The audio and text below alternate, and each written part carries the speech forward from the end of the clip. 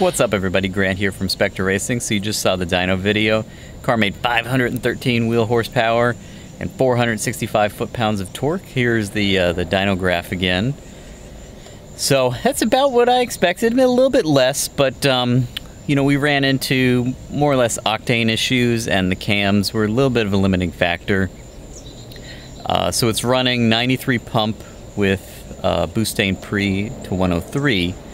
But, so there are a lot of changes in the car. Now I did list all the mods below, but we'll walk over to the engine bay and I'll show you everything we did. Alright, so not much has changed on the outside of the motor itself. We are running the 84mm pulley on the TVS 2300. We had to run the 100mm idler pulley, obviously, to get the belt tensioner. Just wasn't enough tension in it to run the smaller pulley, because I think before it was 114mm.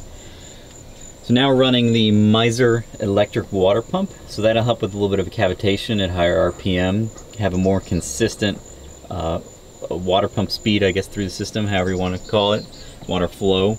And with that, I can actually, when I turn the key to just battery, I can run that along with the heat exchanger pump.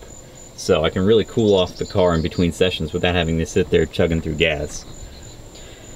On top of that, obviously the Manley Rods, Molnar Pistons, to be able to run double boost as before. We're running 10.4 psi. Stage 2 comp cams, which have completely solved my IAT issues where the car would overheat on idle.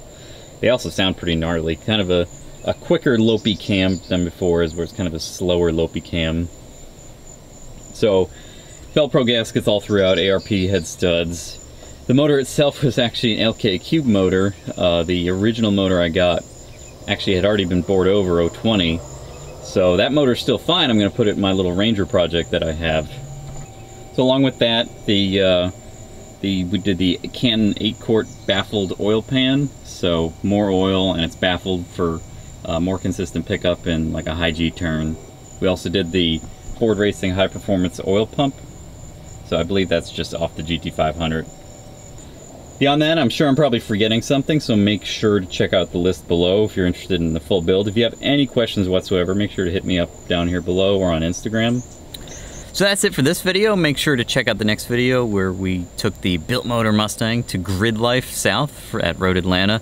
Lots of hilarious things happened, a lot of unintended side effects of running an extra 71 wheel horsepower with a lot of exhaust issues, and the people that ended up fixing the exhaust for me, it was pretty funny. So make sure to check that out. Thanks again for watching.